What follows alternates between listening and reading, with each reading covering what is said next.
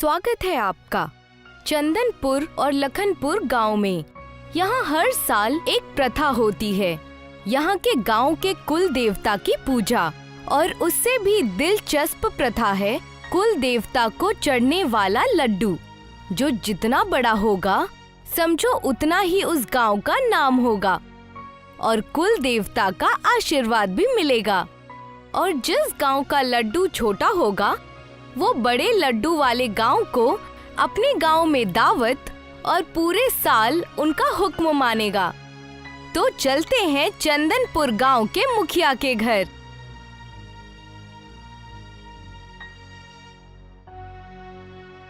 अरे जाने मन, चाय बनाने आसमान में गई हो क्या? बैठे बैठे एक पहर हो गया है, क्या शाम को दोगी सुबह की चाय?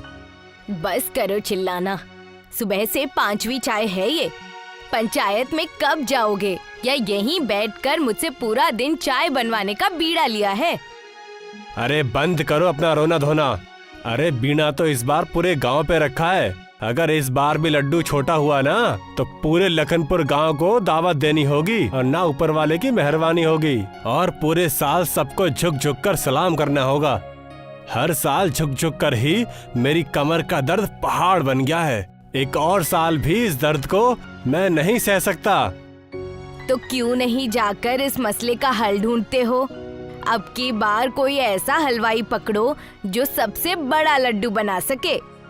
हाँ, अब तो जाना ही पड़ेगा। चलो मैं पंचायत में जाके बात करके आता हूँ। मैं शाम की चाय पर मुलाकात करूँगा तुमसे। क्या? पंचायत छोड़ के चाय की दुकान खोल लो, खुद बनाना और खुद ही पी लेना।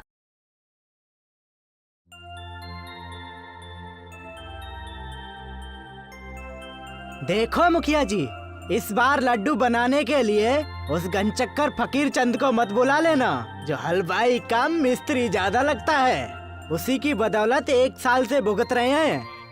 नहीं नहीं, इस बार कोई बड़ा हलवाई ही चंदनपुर गांव का लड्डू बनाएगा और हलवाई ढूंढने की जिम्मेदारी इस बार तुम्हारी होगी।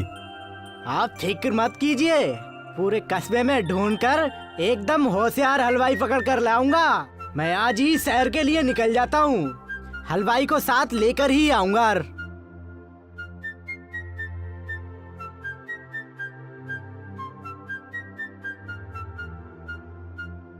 सुनती हो?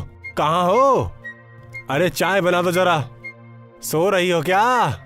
सुनाई नहीं दे रहा है? हाँ, सो रही हूँ। तुमने मेरे आगे पीछे इतने नौकर जो छोड़ रखे हैं, आराम कर रही होती हूँ। हलवाई मिला या बस पंचायत में बैठे बैठे चाय ही पी रहे थे? अरे भाग्यवान, बंद करो अपना रोना धोना और जाकर गर्मा गर्म एक चाय बनाकर लेकर आओ। बस पूरा दिन चाय ही पीते रहना। इस बार भी लग नहीं रहा कि हम लखनपुर वालों से जीत पाएंगे। देखा, जब भी मुंह खोलती हो गलत ही बोलती हो। जाओ जाकर चाय बनाकर लेकर आओ। गलत नहीं, सही बोल रही हूँ। इस बार भी हम नहीं जीते तो नाक कट जाएगी। अब बात करते हैं लखनपुर गांव की, जिनको हर साल जीतकर मुफ्त का खाना और जी हुजूरी करवाने की थोड़ी आदत सी हो गई है। देखो भाइयों, इस बार भी ऊपर वाले की पूजा का लड्डू सबसे बड़ा होना चाहिए। ख्याल रखना, हर बार की तरह इस बार भी दावत चंदनपुर वालों के यहाँ ही होनी चाहिए।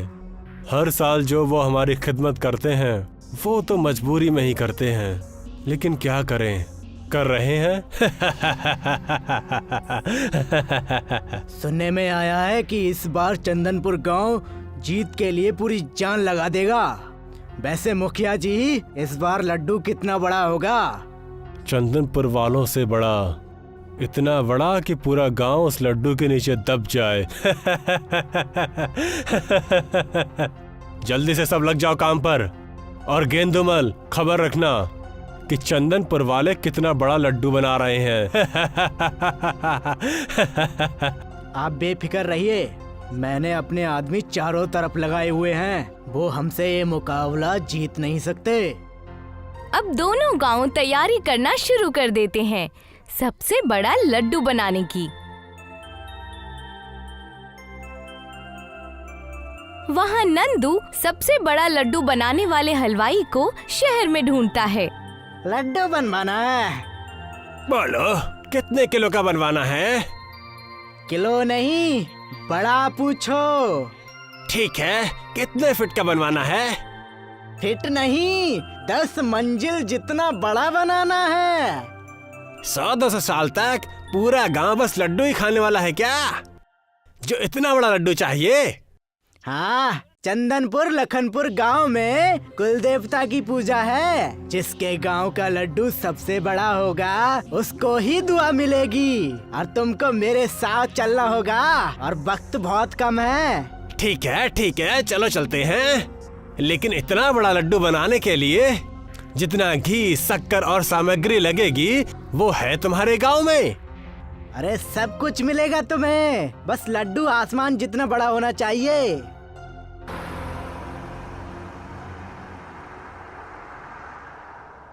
छज्जू और नंदू चंदनपुर की तरफ चल देते हैं और दोनों मुखिया जी के सामने पहुंच जाते हैं।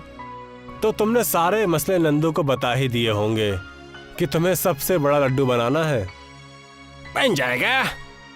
तभी कोई मुखिया जी चिल्लाता हुआ आता है। अरे ढोलू, क्या हुआ जो इतना चिल्ला रहा है? मुखिया जी, हमें नहीं लगता कि हम लखनपुर गांव के जितना बड़ा लड्डू बना पाएंगे। क्यों? क्योंकि वो कुतुब मीनार जितना बड़ा लड्डू बना रहा है। मैंने अभी लखनपुर के मुखिया को कहते हुए सुना। कोई बात नहीं, हम आसमान जितना बड़ा लड्डू बनवाएंगे। उसके लिए तो हमें बहुत वक्त लगेगा। आज से घी शक्कर जमा करनी शुरू कर दो मुखिया जी। दोनों गांव लग जाते हैं सबसे बड़ा लड्डू बनाने की तैयारी में।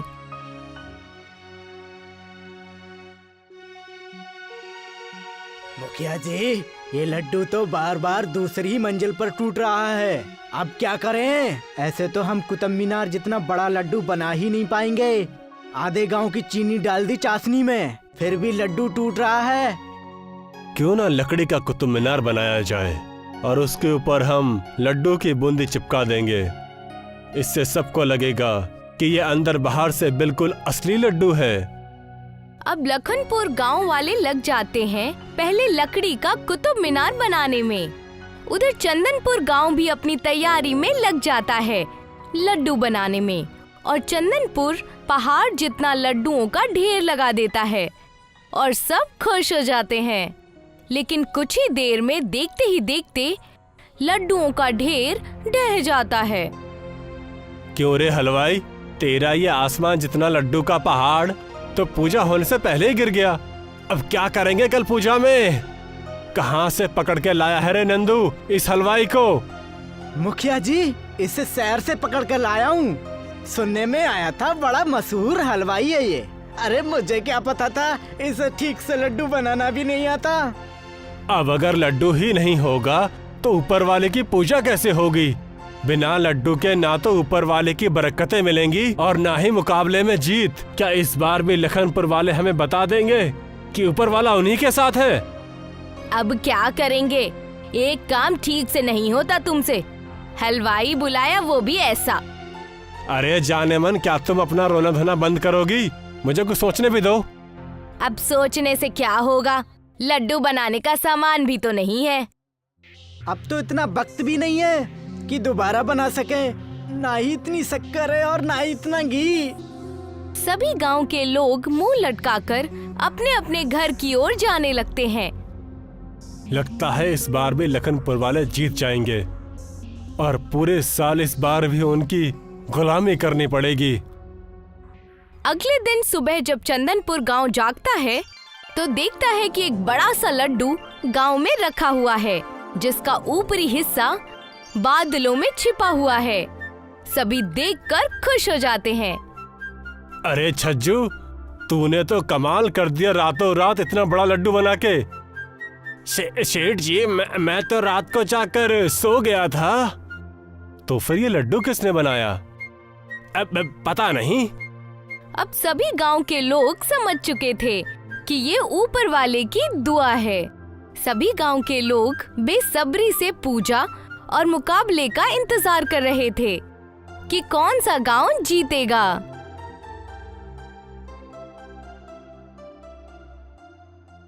और लखनपुर गांव वालों ने भी अपना लड्डू देवता के सामने रख दिया था। सभी देख रहे हैं। दोनों लड्डुओं की ऊंचाई आसमान के बादलों में गायब थी। वाह, देखो कितना चमक रहा है हमारा लड्डू। लगता है चंदनपुर गांव हमारे लड्डू की चमक से ही हार जाएगा।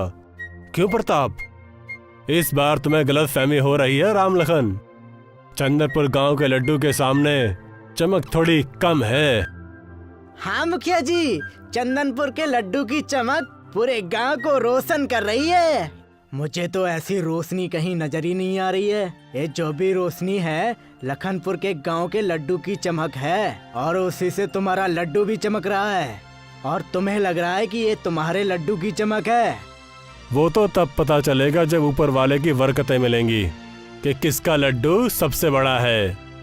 लगता है प्रताप सिंह पिछले साल की हार भूल गए हो, और अभी भी ये साल खत्म नहीं हुआ है। हारा हुआ गांव जीते हुए गांव के सामने बड़ी बड़ी बातें नहीं करता। सभी देवता की पूजा अर्चना शुरू कर देते हैं और इंतजार करते हैं कि इस बार किसको देवता का आशीर्वाद मिलेगा। देखते ही देखते लखनपुर गांव का लड्डू धड़ धड़ करके धराशायी होना शुरू हो जाता है और चारों तरफ लकड़ियों का ढेर लग जाता है। अरे, इनका लड्डू तो खोखला है। इसका तो पूरा कवच लकड़ियों का था। सिर्फ ऊपर से ही लड्डू थे और अंदर से सब लकड़ियां भरी हुई थीं। देखा राम लखन, ऊपर वाले की कृपा से तुम्हारा झूठ पूरे गांव के सामने आ गया। हर साल बेईमानी करके जीतते आ रहे थे ना तुम। हाँ मुखिया जी, बस बड़ी बड़ी बातें और छोटे छोटे लड्डू बनाते। पूरे साल इनको चंदनपुर गांव के सामने शर्मिंदगी के साथ चलना पड़ेगा। बड़े आए लड्डू की चमक दिखाने वाले। तभी आसमान गरजने लगता है और आसमान से आई एक तेज प्रकाश की रोशनी से चारों तरफ उजाला हो जाता है। और तभी एक आवाज आती है। झूठ का पहाड़ कितना ही बड़ा क्यों ना हो, कभी ना कभी तो वो टूट ही जाता है। लखनपुर वाले हमेशा चंदनपुर वालों के साथ बेईमानी करते आए हैं, और इसीलिए अब से हर साल बिना किसी मुकाबले के चंदनपुर गांव ही विजेता रहेगा। और लखनपुर गांव को हमेशा चंदनपुर गांव के सामने झुक के चलना होगा, और मेरी बरकतें हमेशा चंदनपुर गांव वालों के साथ बनी रहेंगी, और अब से इस तरह का कोई भी मुकाबला नहीं होगा। जय हो ऊपर वाले की।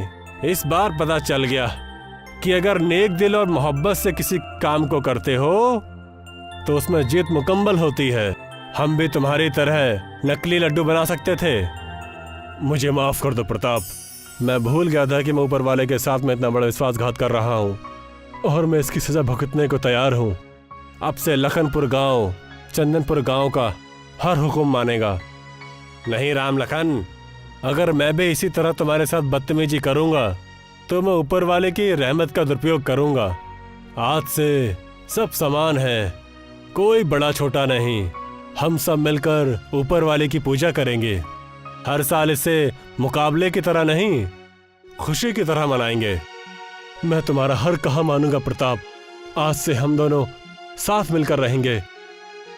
अब दोनों गांव मिलकर आसपास के गांव को अपने यहाँ पूजा और दावत के लिए बुलाते हैं, और दोनों गांव एक होकर देवता की पूजा का जश्न मनाते हैं। और इस तरह से लखनपुर और चंदनपुर गांव का मिलन हो गया, और दोनों गांव में मिलकर कुल देवता की पूजा को अहमियत देना सही समझा।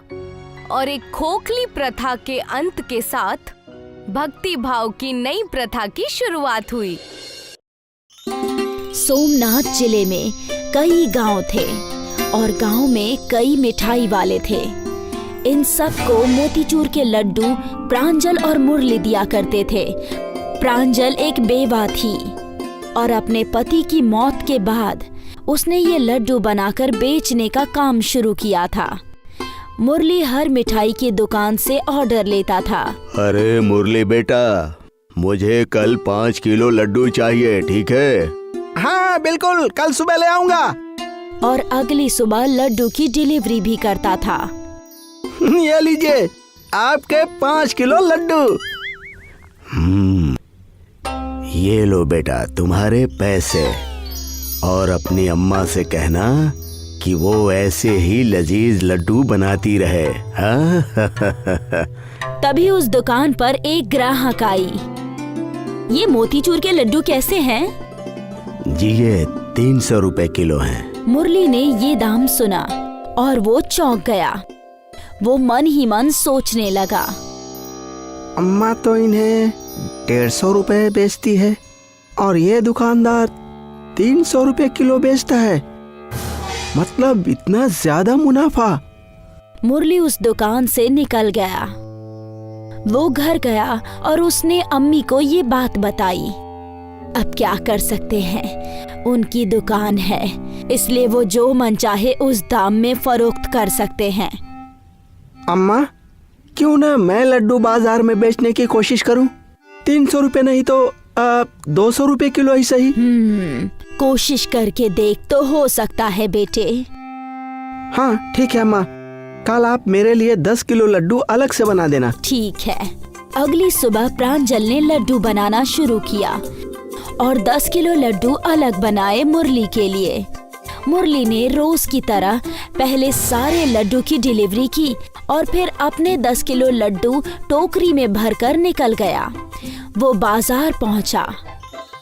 लड्डू ले लो, लड्डू, मोतीचूर के लड्डू, ताजे जायकेदार मोतीचूर के लड्डू, सिर्फ 200 रुपए किलो, 200 रुपए किलो। मुरली का दाम कम था, इसी वजह से ग्राहक मुतमईन हुए। अरे भैया मुझे भी 1 किलो दे दो। हमें भी। मुरली के 10 किलो लड्डू हाथों हाथ फरोख्त हो गए। अम्मा मेरे सारे लड्डू बिक गए, ये देखो 500 रुपए का मुनाफा हुआ है। हाँ। अरे वाह, ये तो बहुत अच्छी खबर है। अरे आप कल 20 किलो अलग से बनाना, ठीक है? हाँ हाँ जरूर। मुरली और प्रांजल दोनों ही बहुत खुश थे। रोज मुरली बाजार मोतीचूर के लड्डू लेकर जाता और सारे लड्डू फरोख्त ही हो जाते थे। मुरली अच्छा खासा मुनाफा कमा रहा था। इस मुनाफे से कुछ ही महीनों में मुरली ने बड़े बाजार के बीचों बीच एक दुकान किराए पर ले ली। वो दुकान में भी मोतीचूर के लड्डू 200 रुपए किलो के भाव से बेचता था। उसकी कमाई तो अच्छी खासी हो रही थी, पर वो हमेशा अपने व्यापार को बढ़ाने की सोचता था। अम्मा हमें मोतीचूर के लड्डू के साथ साथ कुछ दूसरी मिठाइयाँ भी बनानी चाहिए। हाँ, बूंदी के लड्डू, बेसन के लड्डू, बर्फी, पेड़े, कल से सब बना देती हूँ थोड़ा थोड़ा। हाँ ठीक है अम्मा। प्रांजल ने अपनी मदद के लिए 2 और खातून को काम पर रख लिया था। अब वो दूसरे दुकानदारों के लिए मोतीचूर के लड्डू भी बनाती थी और अपने बेटे की दुकान के लिए लड्डू के साथ साथ बाकी की सारी मिठाइयाँ भी। सुबह सुबह सारी मिठाइयाँ तैयार थी। ये देख मुरली, सब तैयार है। अरे वाह अम्मा वाह। मुरली सारी मिठाइयाँ लेकर वहाँ से रवाना हुआ। मुरली ने मिठाइयाँ दुकान में सजा दी। अरे वाह भाईजान, आज तो बहुत सारी मिठाई है। वो बर्फी कितने की दी? जी ये 200 रुपए किलो। मुझे 1 किलो दे दीजिए। आपके दुकान में सबसे ताजी और सबसे सस्ती मिठाइयाँ होती हैं, इसलिए दूर होते हुए भी मैं यही आती हूँ। अरे ये तो बहुत अच्छी बात है। कुछ देर बाद एक और आदमी मिठाई खरीदने आया। उसके साथ एक छोटी बच्ची थी। अंकल, आपके पास चॉकलेट की कोई मिठाई है क्या? नहीं बेटा, तुम इनमें से कोई पसंद कर लो। नहीं अंकल, मुझे चॉकलेट वाली मिठाई ही चाहिए। चलिए अब्बू, किसी और दुकान में चलते हैं। वो बच्ची अपने अब्बू को लेकर चली गई और मुरली ने सोच लिया कि वो अगली बार कुछ चॉकलेट की मिठाई भी रखेगा। शाम को जब वो घर पहुंचा तो उसने अम्मी को बताया। अम्मा हमें भी ना कुछ चॉकलेट की मिठाइयाँ बनानी चाहिए। चॉकलेट की मिठाई? पर क्या? अब जैसे चॉकलेट के लड्डू। चॉकलेट के मोतीचूर के लड्डू? हाँ हाँ, आइडिया तो अच्छा है अम्मा। कहीं देखे नहीं मोतीचूर के चॉकलेट लड्डू। एक बार बना कर देखते हैं, क्या पता शायद चल जाए। ठीक है। अगली सुबह प्रांजल ने बारीक बूंदी छानी और फिर इन बूंदियों को चॉकलेट सिरप में पकाया। और जब वो घोल थोड़ा ठंडा हो गया तो प्रांजल ने इसके लड्डू बनाए। अरे वाह, चॉकलेट के मोतीचूर लड्डू बन गए। बन तो गए, पर काले लड्डू कौन खाएगा? अरे खाएंगे अम्मा, सब खाएंगे, तुम देखती जाओ। मुरली सारी मिठाई लेकर दुकान पर गया और उसने सबसे ऊपर काले मोतीचूर के लड्डू रख दिए। हाँ, अब देखते हैं। उसकी हमेशा की एक ग्राहक आई। आज क्या नया है मुरली भाईजान? आज काले मोतीचूर के लड्डू। काले मोतीचूर के लड्डू? हाँ, चॉकलेट से बने, बच्चों के मनपसंद। दिखने में तो इतने अच्छे नहीं हैं, पर दीजिए एक चक्कर देखती हूँ। उस खातून ने काला मोतीचूर का लड्डू खाया, उसे वो बहुत पसंद आया। वाह, ये तो बहुत अच्छे हैं, आज मुझे यही दे दीजिए 1 किलो। वैसे कितने का है? जी ये 250 रुपए किलो। ठीक है, दे दीजिए। जो भी काले मोतीचूर के लड्डू चखता वो उसे खरीद कर ही ले जाता। मुरली की दुकान काले मोतीचूर के लड्डुओं के लिए मशहूर हो गई। अब दूर दूर से लोग काले मोतीचूर के लड्डू खरीदने आते, क्योंकि काले मोतीचूर के लड्डू सिर्फ मुरली की दुकान में ही मिलते थे। काले मोतीचूर के लड्डू ने मुरली और प्रांजल की किस्मत बदल दी। देखते ही देखते उन्होंने बड़ी दुकान भी खरीद ली और बड़ा मकान भी। अब दोनों माँ बेटे बहुत खुश थे। वो लोग सिर्फ अपनी दुकान के लिए ही काले मोतीचूर के लड्डू बनाया करते थे और उनके ये काले मोतीचूर के लड्डू बड़ी बड़ी पार्टियों की शान थी।